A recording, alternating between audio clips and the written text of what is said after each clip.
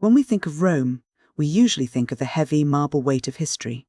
We think of the Colosseum, the Forum, and the ghosts of emperors. But in Johann Wolfgang von Goethe's Erotica Romana, the narrator isn't interested in the ruins of the state. He isn't looking for the grand public monuments that define a civilization. Instead, he is a man on a very specific, very private quest. He is searching for a temple of Amor, a place where passion isn't a performance for society, but a transformative, lived experience. This isn't a book about a journey through a city so much as it is a journey into the depths of desire. The narrator is a wanderer, a poet, a man who moves through the streets of Rome with a sense of purpose that is entirely internal. He is looking for a way to escape the suffocating expectations of his social standing and the rigid structures of public life. He wants something authentic, something that feels real beneath the surface of Roman ceremony. He finds it in a place that is the exact opposite of what one might expect from a grand Roman villa. He doesn't find his sanctuary in a gilded palace filled with silk and gold. Instead, he finds a modest, exquisite home. It is here that he meets Faustina. Faustina is the emotional and physical anchor of the story. She isn't a character of high drama or social maneuvering. In fact, her most defining characteristic is her simplicity.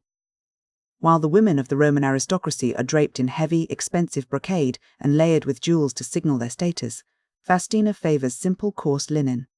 This choice is vital to the narrator's experience. To him, the luxury of the high society women feels like a mask, a way of performing a role. Faustina's linen, however, feels honest. It is tactile, it is real, and it allows for a connection that isn't mediated by wealth or social standing. Their relationship settles into a beautiful rhythmic pattern.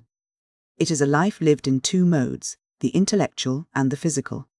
During the day, they engage in study and conversation, feeding the mind. At night, they turn to the body. For the narrator, this isn't just about physical gratification, it is a form of spiritual and intellectual inspiration. He finds himself composing poetry in her presence, his creative energy sparked by the very real, very present reality of her existence.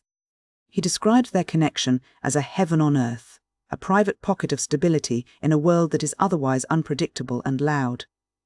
But even in this sanctuary there is a shadow. There is a persistent underlying anxiety that haunts the narrator. He lives in constant fear of the insidious viper, the threat of social ruin, or the sudden sharp sting of betrayal. He is a man living a double life, enjoying a profound, secret intimacy while maintaining a public identity that is entirely separate. He finds himself praying to the gods, not for wealth or power, but for the protection of this private space. He wants to keep his garden walled off from the eyes of the world.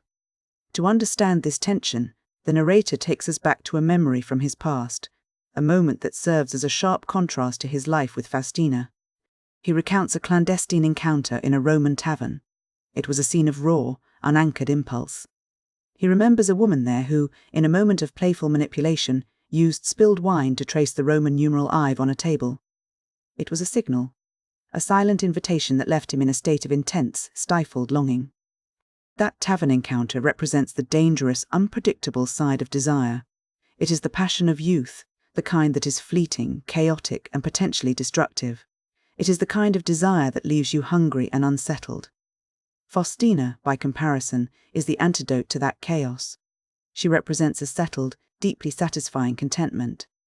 Through this contrast, Goethe explores the spectrum of human longing, the difference between the thrill of the chase and the profound peace of being truly known and held. As the narrative moves forward, the narrator begins to move away from simple description and into a deeper, more mythological way of seeing his own life. He uses the language of gods and legends to explain the conflict he feels every day. This is where the heart of the book's philosophy lies. He introduces the concept of the conflict between Cupid and fame. He tells the myth of Cupid disguising himself as a woman to seduce the mighty Hercules. It was an act that was meant to be private, but it ended up humiliating the goddess Fame. This isn't just a story about a god playing a trick, it's a metaphor for the fundamental struggle within the human psyche. Cupid represents our private, instinctual, and often shameful or secret desires, the parts of ourselves that exist outside of social rules. Fame, on the other hand, is the goddess of public reputation, the part of us that cares about how we are perceived, our status, and our standing in the community. The narrator suggests that these two forces are in a state of perpetual war. The more we try to protect our reputation, the more we try to please fame, the more likely we are to be struck by the arrows of Cupid. The very effort to maintain a polished, respectable public image often creates the conditions for our most private, uncontainable passions to erupt. We try to build walls to keep our desires in check, but desire has a way of finding the cracks in our social armor. This brings us to the central symbol of the book, the garden. For the narrator, the garden is more than just a setting, it is a metaphor for the private life itself. It is a space that must be cultivated, tended to, and, most importantly, protected. It is the space where the vipers of social scrutiny cannot reach. The narrator's struggle is the struggle to maintain this garden, to keep the intimacy of his connection with Faustina safe from the encroaching demands of the public world. As the story reaches its conclusion, the tone shifts. The narrator's fear begins to give way to something much more powerful. He moves from a state of vulnerability to a state of exaltation. He stops being a man who is afraid of being caught and becomes a man who celebrates his own vitality. This final movement is centered on the figure of Priapus.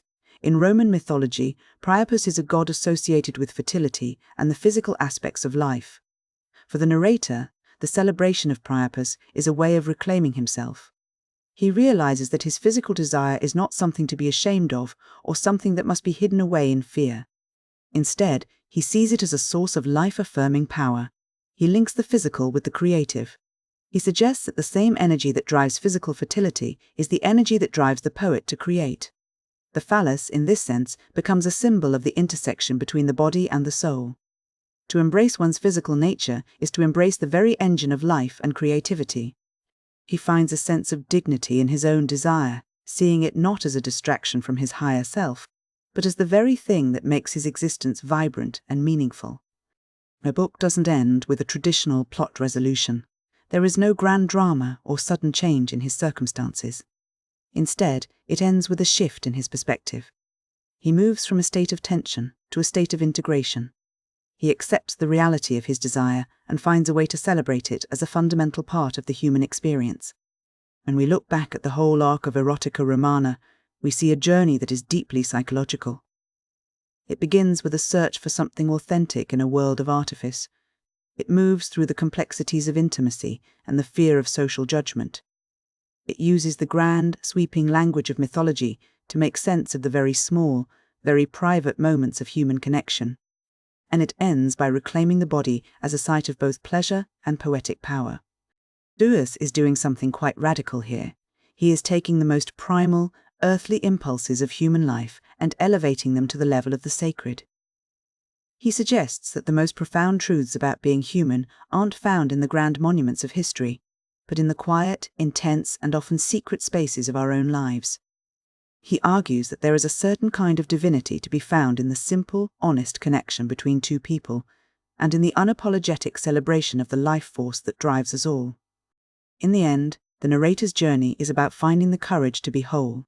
It's about recognizing that the private self, the one that loves, the one that desires, the one that feels, is just as real and just as important as the public self that walks through the streets of Rome. By embracing the Cupid within, he finds a way to live more fully, turning his private sanctuary into a source of endless, creative vitality.